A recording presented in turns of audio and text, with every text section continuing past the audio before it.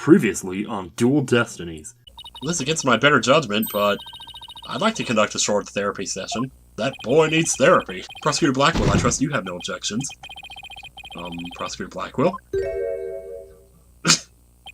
Where did he go? Yes, I'm sure of it. Hugh's feelings for her are the real deal. Finally figured out the obvious, have we? Is he, Dak? Okay, so where were we? That was a quick stroll. Why, Prosecutor Blackwell, you're back. Yeah, I got some exercise. The confession was naught but lies, save for the part about being in the mock trial. So, can we all agree now that the killer is the one in charge of the audio, i.e. the accused? Why couldn't you have taken a longer stroll? No, you haven't unraveled the genius of my body double trick yet. You can't be serious. Man, that's a spiky hair, I tell you. You could be serious. You really expect us to believe you had a body double? Yes, I do. But if you think I didn't, then prove it. Either we quit here and Juniper is found guilty, or we play along with Hugh's delusion. Well, let's go with the least worst choice.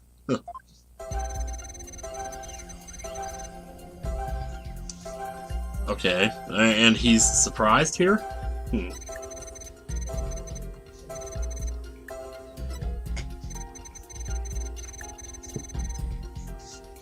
Also, no feelings here. I don't think we've seen that before.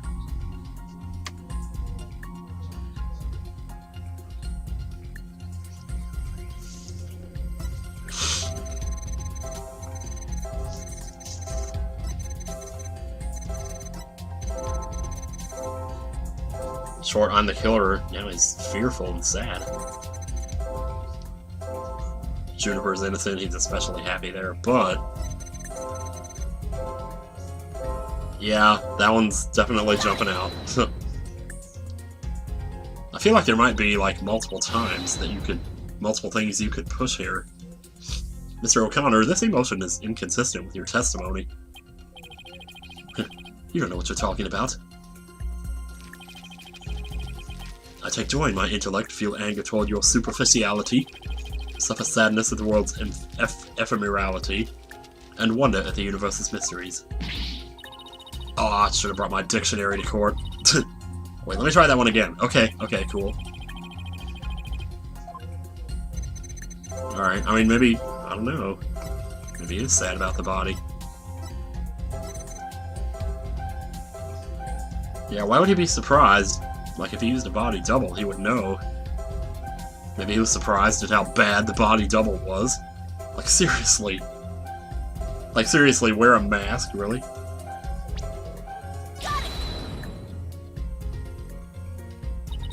Mr. O'Connor, this emotion is inconsistent with your testimony. Nope. Okay, you know, it's not penalizing me for this, so we are free to kind of play around here.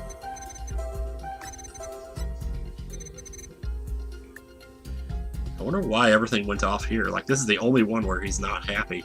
I wonder if that's something.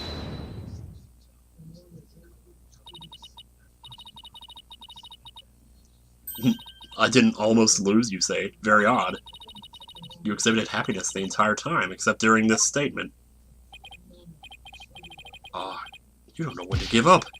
Wait, now that I think about it, I wasn't happy about that, was I? When I left the lecture hall,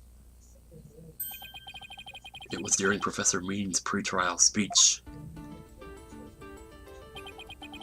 That's when I moved the body. I then slipped back in just before the verdict. Oh. In any case, I was at the far end of the lecture hall behind the screen. I figured no one would see me if I came and went through the doors there. Huh. Objection! That's weird. Sykes don't know, how much longer will you indulge him in this charade?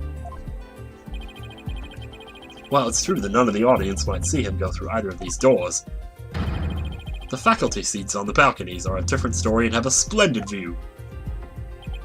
Yeah, well, they would if they were still alive. Ho ho ho! I thought you could do better than that. The lawyer's bench is on the right side when facing the front of the hall.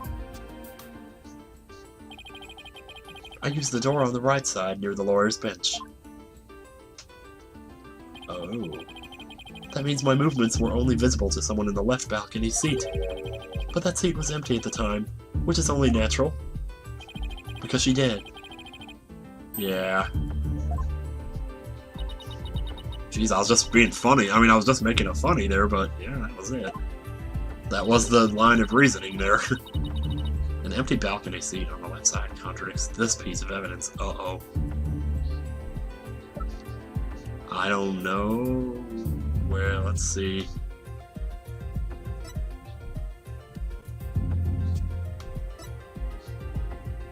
Preparations to the murder.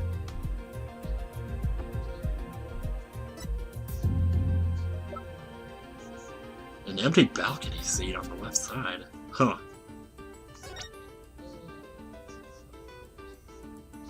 Wait a second. No, actually, according to this, she would have been on the right side, wouldn't she? That has to be it, right? I have no idea where this contradiction is going. But I don't have any other moves at this point. Well, if he was thinking... Oh, shoot. You said the left balcony seat was empty, but was it really? Maybe it was because Professor Means was off moving the body. And he would have known that if he was involved. But what about this diagram? According to this, Professor Means was supposed to be seated in the left balcony seat. Uh-oh! Do we have a problem here, Mr. O'Connor?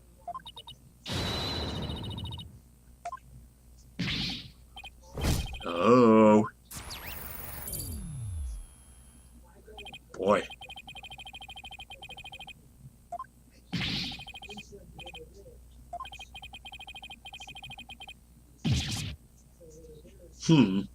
I think he's telling the truth.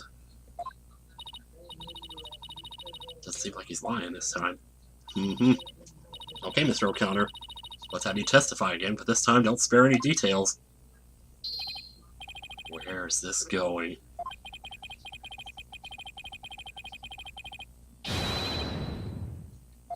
Ugh, man. I know, that's the way she dropped her head there just now. I just did the exact same thing. All I really care about is whether that seat was empty or not. Ugh, boy. The second floor was deserted. He's surprised. Why won't you believe me? It's true. I tell you. I went out through the back door without anyone noticing. Then all I had to do... Oh man, he's feeling all kinds of different emotions here.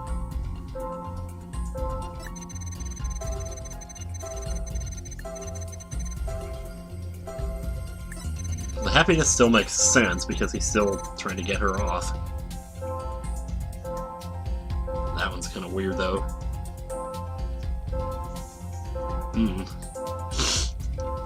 Empty audio control room. Why? Why are you sad here? I detected powerful sadness and fear right after you said this part. It's as if you said something you shouldn't have. What's wrong with you? You shouldn't reveal a person's inner feelings for all to see. Well, trust me, it comes with a price. Mr. O'Connor, it's you who is revealing your inner emotions by the way you speak. Plus, I have a good idea about why you're feeling sad. Wow. You said that you went through the empty audio control room, but that's not true, is it? There was someone who returned from there once Professor Means finished his speech. And that someone who was in the audio control room was... Where are you? Wait. Wait, is that someone who was in the audio? He just said it was empty, though. That's weird. Are you saying, like, the one who you were expecting to be there? As in, like, her, because she was handling the audio stuff. I know you realized there was a problem with your statement as you were saying it. That's why you felt so uneasy.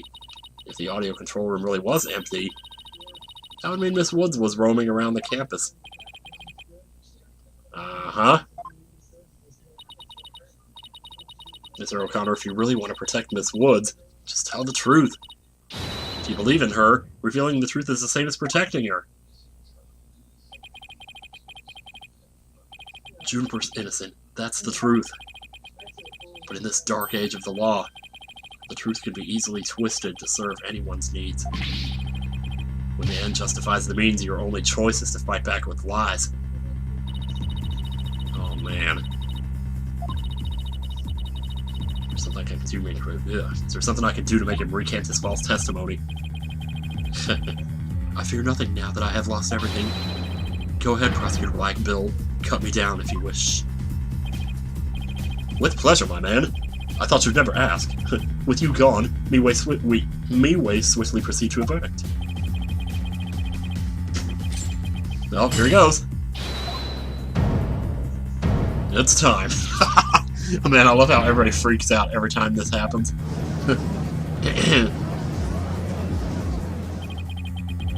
I don't want to be the poor accountant down at the detention center. Hugh O'Connor, in deference to your valor, I will limit your suffering with one clean blow. Could you wait just one moment before you cut him down? Silence. Nope. Oh man. Oh, he's so cool. Oh man. Careful, prosecutor. You don't want to cut the cheese over here. Remember that shocking experience you had last time? Oh no. Very well, Golden Boy may live. For now. Yep. Enough already, Mr. O'Connor. Miss Woods would never want you to protect her this way.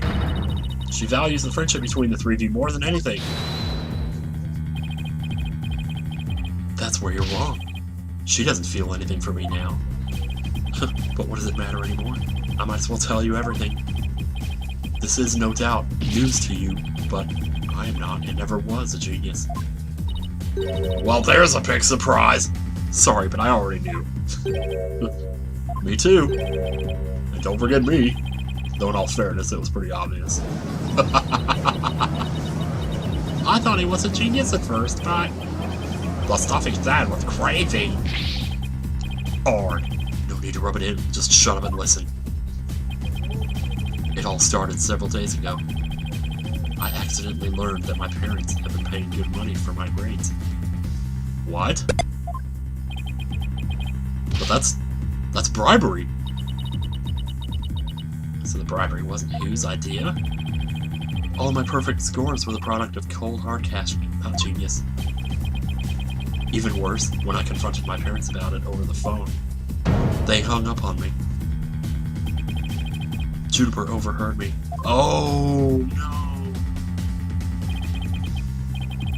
I can blow my nose again. I've been living a lie. I don't know what else there is to say. I'm no genius. I'm completely worthless.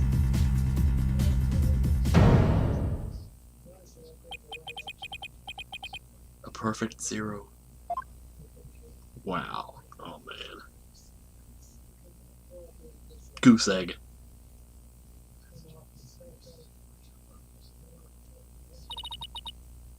Hugh. Even so, I still wanted to make it up to Juniper for disappointing her like that. That's why I wanted to clear her name by pinning the blame on me. I mean, she probably hates me now, so it would be a relief for her to see me locked away. If you were trying to help her, why did you testify against her? You were the ones who told me to tell the truth yesterday, so I thought if I did, it would help her. He wasn't trying to provoke us? Looks like we seriously misunderstood him in more ways than one. Ugh. At the detention center yesterday, Junie was in tears when she opened up to me. But the truth is, the friendship between the three of them is still rock solid. If there were something that could help me prove that to Hugh.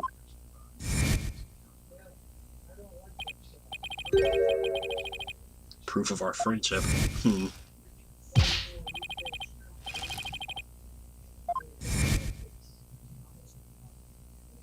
Wow, what are they talking about here? What about that proof of friendship they mentioned? I wonder where or what it is.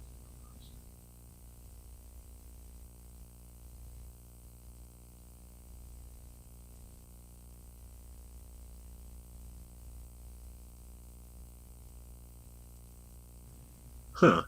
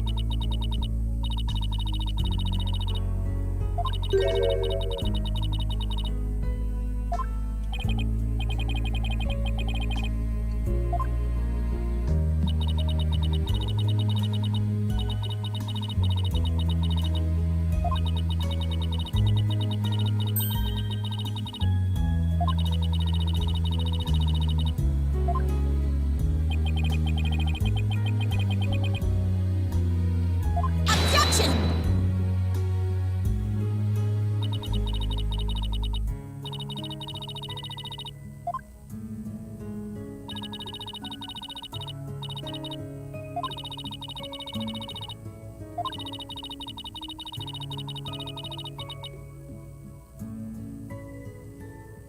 Where they're easy to touch, where they're hard to spot. They aren't wearing them now. Jeez. They aren't wearing them now. I almost want to say that. I mean, he wears his where it's hard to spot, but is that necessarily? I mean, I don't remember seeing anything where they're easy to touch, maybe.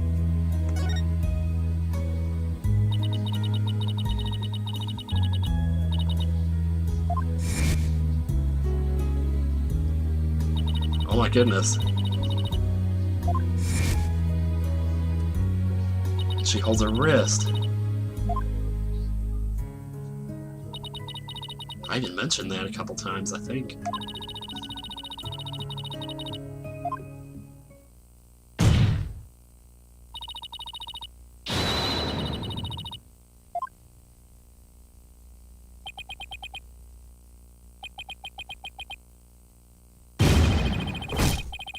Man. Leave it to Phoenix Wright to put such a goofy animation into an emotional scene and still make it believable.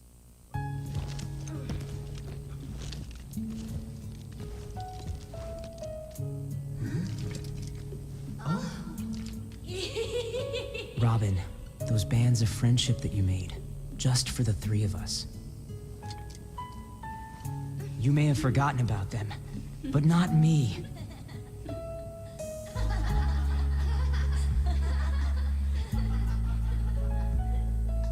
Hugh! Ah, Hey, Hugh!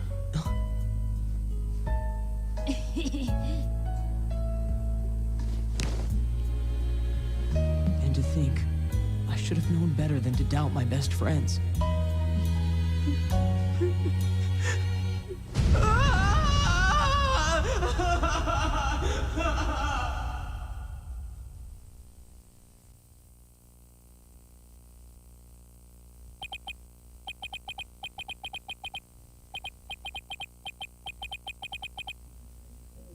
Didn't have a body double either. Okay, well, at least we cleared that up. Excuse me. I didn't move the body, I didn't even see it. And it may look like I'm speed reading. Zen in the art of mastering the bar exam, but I haven't read a single word. Well, you could have fooled me. In fact, you did. Hugh. So, Miss Sykes, can I place my trust in you? I'm gonna say Junie, so yes. Then am I to understand that the witness is recanting his confession? You're goddamn right.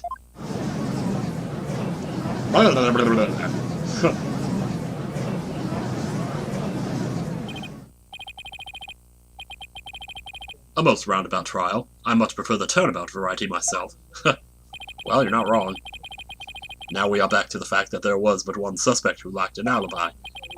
Which is, in the end, the truth you've been seeking this entire time. So we're back to square one. Now I'm exhausted and depressed. It probably doesn't matter at this point, but I might as well update the mood matrix. I mean, let's keep it going.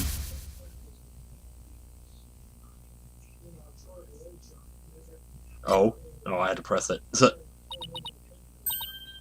Huh? Does this mean further resistance is futile? The time for a verdict is nigh. Objection! But it didn't say bye-bye. We're not done here. What sort of devilry are you up to now? What if our client wasn't the only one without an alibi? The trial would continue, right? Well, yes, I suppose it would. But after such a thorough investigation, does such a person really exist? Yes. Yes, and yes.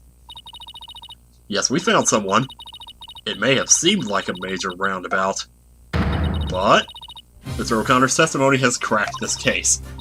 There's no more noise. He was telling the truth now. So bye-bye. During the mock trial, the balcony seat hospital was really empty, which now means there's one person that I accounted for. Booyah!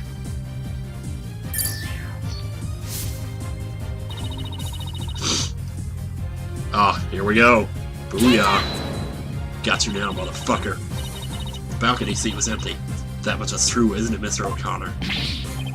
That's right. How many more times do I have to say it? So basically, Professor Means wasn't where he was supposed to be during the mock trial. Silence! Yeah. Need I remind you, every last soul in the lecture hall heard him deliver his speech. Objection! Yeah, they did. But they didn't hear his footsteps when he clickety-click walked out. I know, and that's not in dispute here. Now let me explain how a speech could be given from an empty seat. It was pre-recorded. What if the speech was pre-recorded? That's the only way the speech could have been delivered from an empty balcony seat. Oh man, he's not having it. What?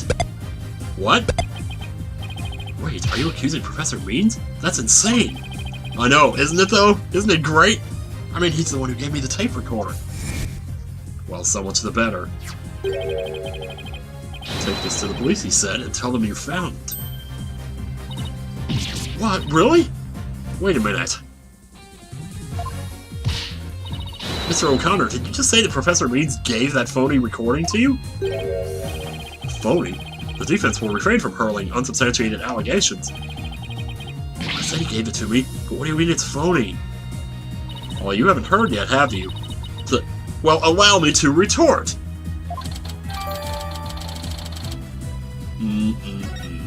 Oh, boy. The voice shouting near O'Connor, as recorded on this tape, was dubbed onto it using a line our client said in the mock trial video.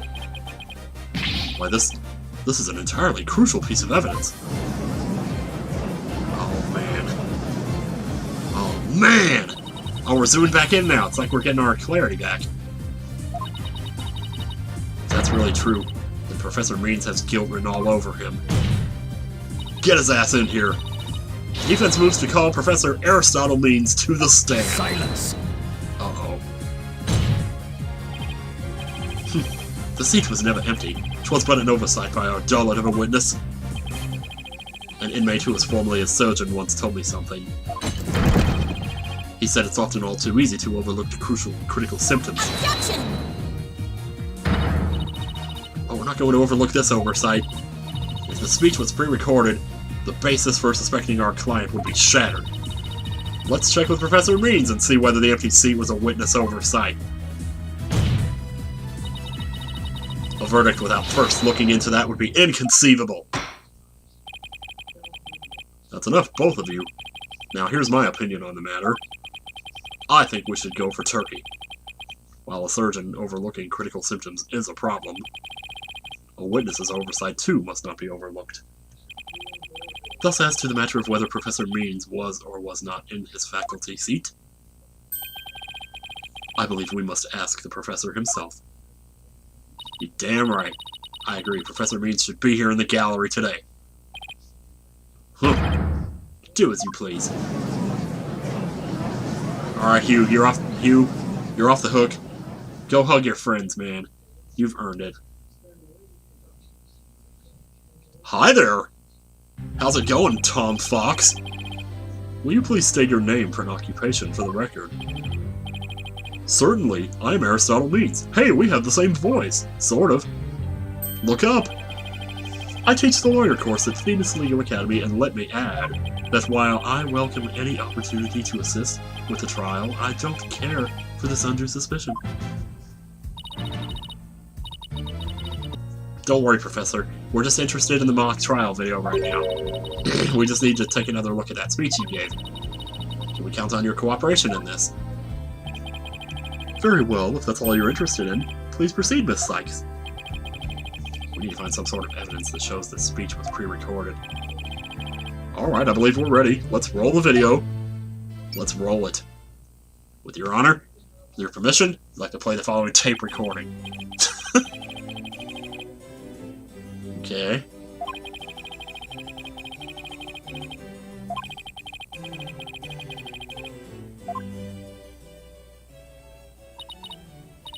No, I've forgotten how long and boring his speech was. Wake me up once this is over. I know.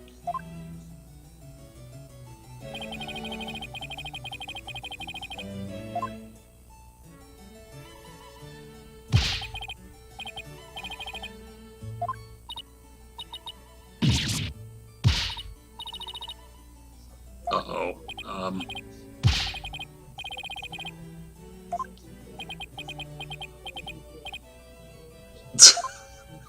Wow.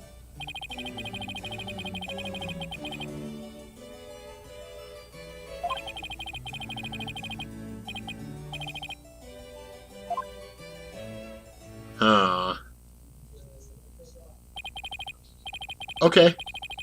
That is about it. One of my better speeches, if I do say so myself. I even saw some of our students with tears in their eyes. He's obviously not familiar with the phrase bored to tears.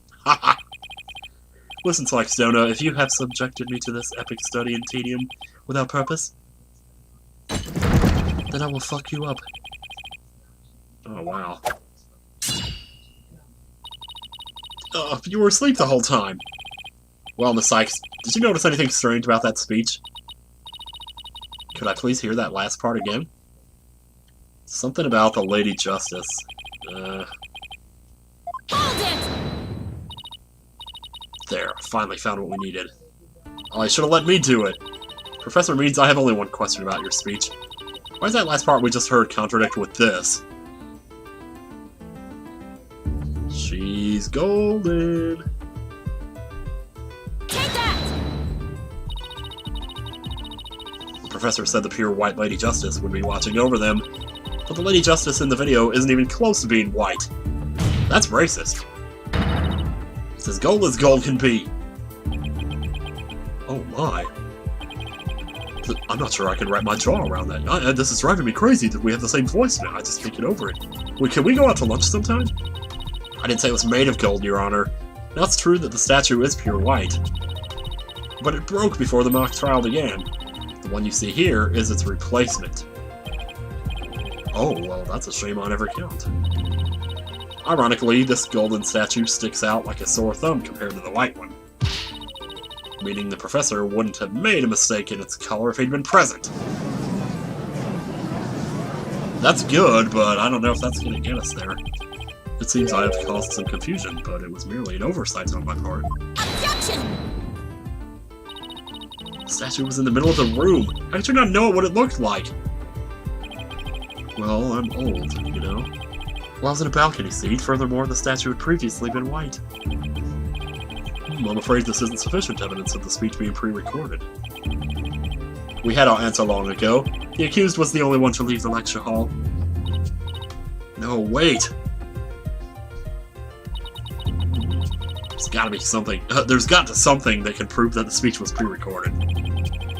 According to the mock trial video, the speech started here. ended here. It's a little over 10 minutes. Oh my god. Yeah. Yeah. Yeah, I was gonna say, timestamp. All you have to do is subtract the time speech. Subtract 20 years from my life! Since when did that become? Speech goes from 10 minutes to 20:35. Wait a second. I could swear I've seen this same interval of time listed among the evidence. 10:35? Huh. Oh, hang on. Was it not on the tape? It was not on the tape. Maybe it was on the tape. The results of the voice analysis performed on the tape recording. Wait a minute. There it is. Boom. Gotcha. Take that! Gotcha, gotcha, gotcha. I would like the court to take a look at this. And this is the voice print analysis that proves the voice on the tape recorder belongs to our client. Yes, but didn't we just establish that the voice on the tape recorder was a fabrication? We did. But what I'd like to focus on is the noise that is also there.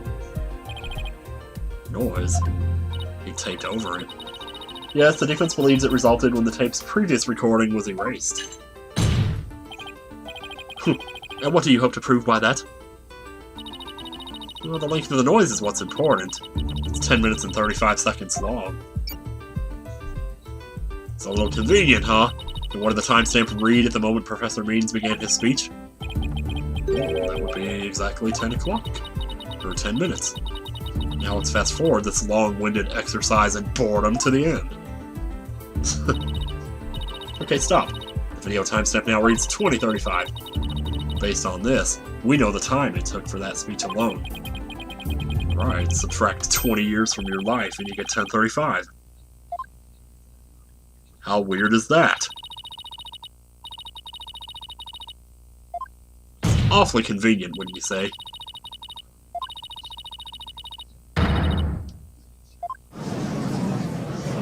Yeah. Is there anything like in the noise itself? Probably not. You seem rather confident considering this is a mere happenstance match of numbers. Objection! I mean, it is, to be fair, but...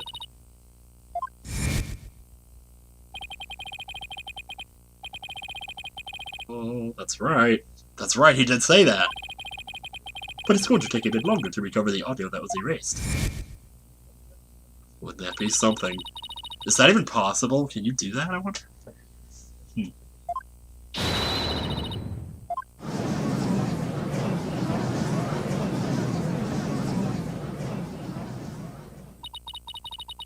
Now I'm sure of it. The professor was trying to create an alibi with the recording. By pinning the crime on Junie. Well, he's not gonna get away with it. Not on my watch. You tell that asshole. Miss Sykes. Wait, what? Oh, jeez. I believe you are well aware of my methodology. He's scaring me looking down like this. You know, I used to have a computer game where you shot a guy through a window, and then when you went in after shooting him, he was looking down. And I got so used to seeing him looking at me that when he looked down, it was like scary or something. It's one of my first experiences with like death in general, I guess. So, and this is reminding me of that a lot. The game is called Return of the Star-Lord, if anybody wonders, but I can't find anything about it online these days. So, which is too bad, because somebody obviously put a lot of time into it. Anyway, even if Juniper were the perpetrator, I would vigorously defend her as per my word. And to that purpose I offered to be her lawyer. Alas, look what's happened. All I've stated are obvious deductions derived from evidence and testimony. Truth be told, I had no intention of testifying. I had been keeping quiet for Juniper's sake. But now that you cast this blame upon me, I have no choice but to reveal the truth.